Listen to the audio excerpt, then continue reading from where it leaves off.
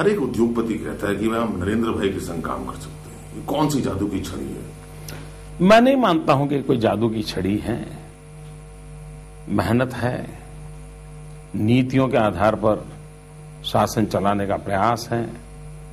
We are a policy driven state.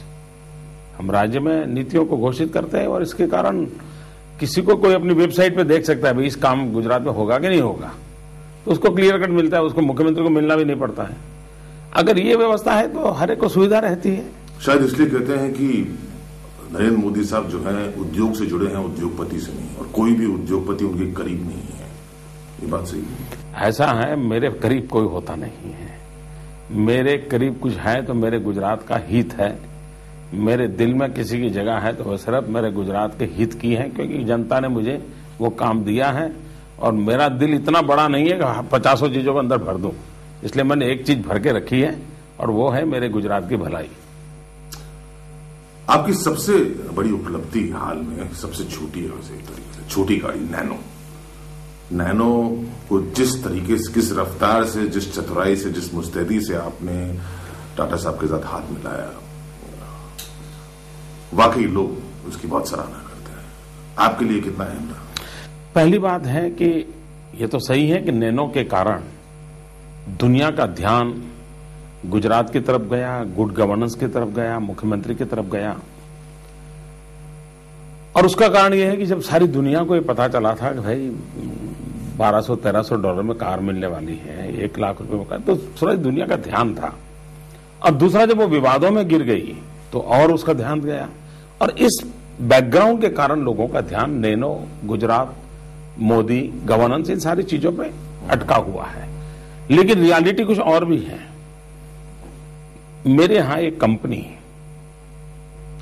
आई, उसके साथ हमने चर्चा की, उस प्रोजेक्ट को हमने गुजरात में लाने के लिए सहमति दी, जमीन दी, और जमीन देने के 13 महीने के अंदर वो फैक्ट्री बन गई।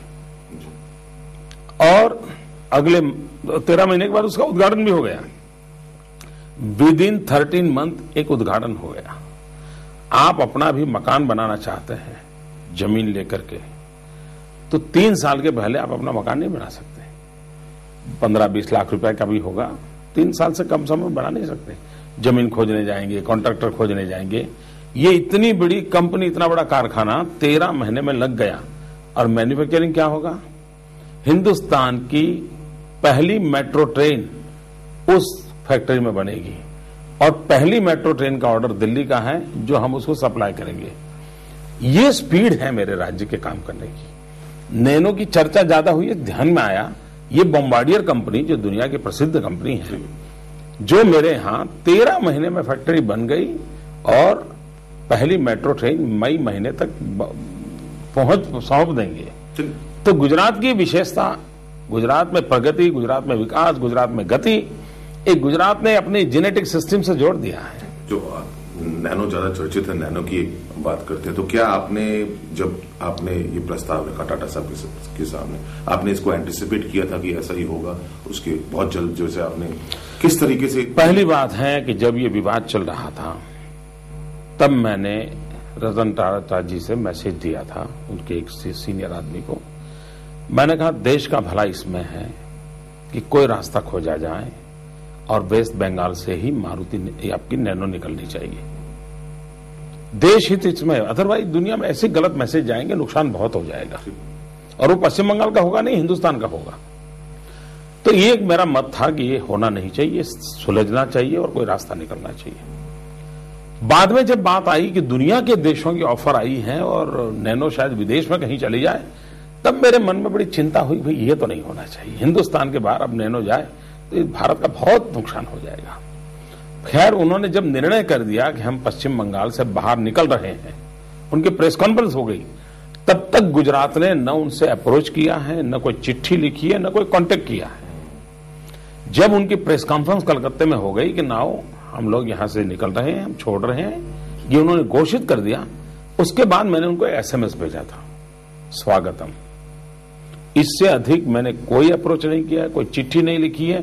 हिंदुस्तान के कई राज्य चिट्ठियां लिख रहे थे, कई राज्य मीटिंगें कर रहे थे, हमने कुछ नहीं किया था। नैनो का मुद्दा था, थोड़ा राजनीतिक था, थोड़ा आर्थिक था, आपके नजरिए में? देखिए, मेरे नजर में ये था कि हिंदुस्तान के अंदर ये बाहर मैसेज नहीं जाना चाहिए कि भारत में ऐसी ऐसी चीजों के लिए समस्याएं खड़ी हो रही है। ये मैसेज देश को बहुत नुकसान कर देता है और मुझे चिंता उस बात की ज्यादा थी। चलिए, नरेंद्र मोदी से हमने कई सवाल किए, काफी टटोला, काफी समझा और ये समझा कि एक चीज इनसे सबसे प्रिय है, वो है गुजरात। नरेंद्र मोदी का गुजरात या गुजरात का नरेंद्र मोदी।